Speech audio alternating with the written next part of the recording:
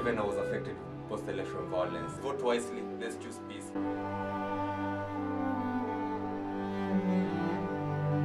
I just try to understand what peace means in your own language. If you understand it, you'll understand how to keep it.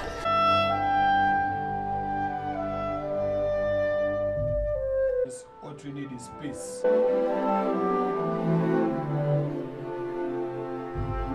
Please vote wisely, vote safely, no fighting. Young people, hakuna kupigana raundi.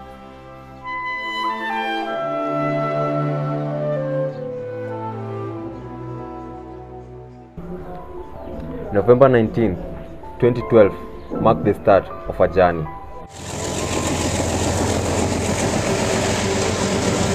A journey to repaint history and change the form of leadership Kenya experienced over the year.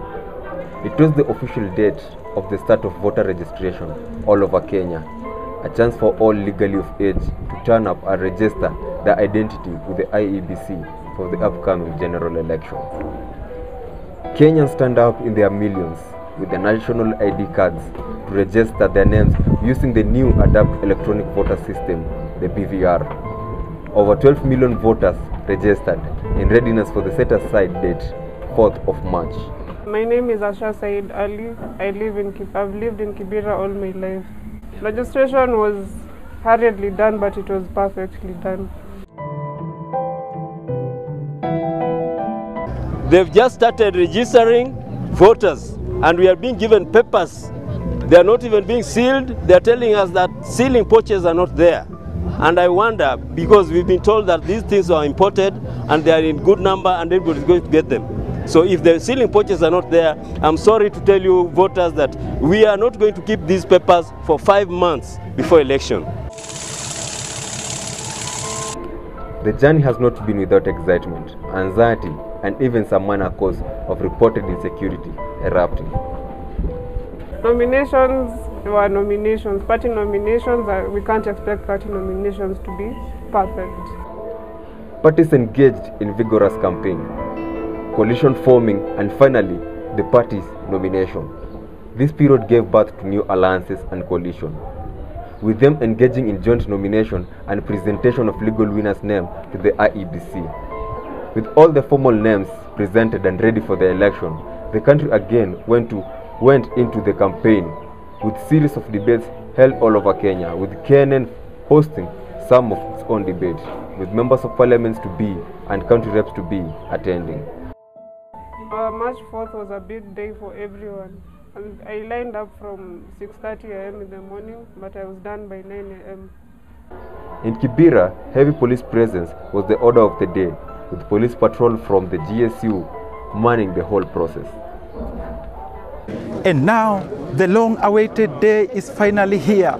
The people of Kibera has come out in large numbers to vote in their preferred candidate. They started arriving here in as early as 2 a.m. And it's only a matter of time before we know who becomes the next president of this country. Kwa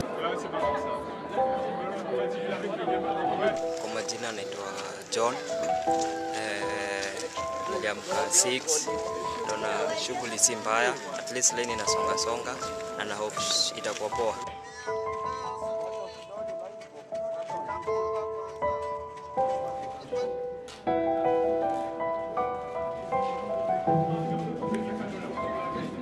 At All Kibera Primary, the Prime Minister Raila Odinga has just casted his vote. His coming here has disrupted the process a little bit. There was a huge turnout of media, both locally and internationally, but he has gone and the process has to continue.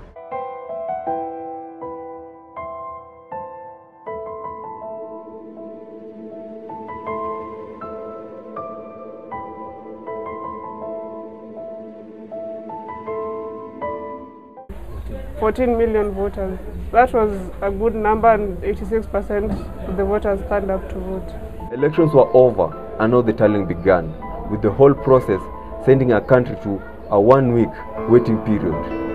The tallying had to be stopped from digital transmission of results to the manual means after the IEBC server collapsed. It was a long, hectic and tiresome process for everyone. But came 9th March 2013, the President-elect, Mr. Uhuru Kenyatta, was announced the winner after gaining the required 50+1% votes margin. Uhuru was declared President-elect by IEBC, and Raila Odinga, our former MP, came second in the election, and he's gone to court to petition Uhuru's win. My names are Julius Ouma Omenda. If I can speak over this past election, Kenyans were ready to vote. And if you can see the way the people woke up very early in the morning, at around saa 11 asubuhi ilipata kila mtu kwa kituo cha kupiga kura. But in the long run, vile ilifika saa 12 hivi, IBC, the independence body walikuwa na shida kidogo. Shida ilikuwa, there were some machines we hired, we purchased from Britain. And these things costed a lot of billions. In the long run, we were being told that these machines can now not work. And as we can see, and we know very well, that after these things delayed, we ended up doing this thing manually. It was not over, for the Code Coalition, which came in second as by the IEBC, disputed the result and opted to settle the matter in the Supreme Court of Kenya. It took 5 long years to rebuild this beautiful country and foster reconciliation among those divided and traumatized by the events of the 2007-2008. With confidence in the judiciary, Mr. Odinga-led team filed their petition against IEBC, citing the elections were flooded with unclear issues. The matter is in court, and we are all waiting for the response and the decision of the court. And if anything, if we go to a runoff, everything else will come to a standstill for the second time. School children will lose out a lot. Sasa hiyo ni amri yao, koti inafaa iamue kila kitu. Hakuna kitu inaweza shinda koti. Kenan will be in standby to bring you the developing in this case in the next few days with our team of dedicated reporters covering the whole event for you. Reporting for Kibera News Network.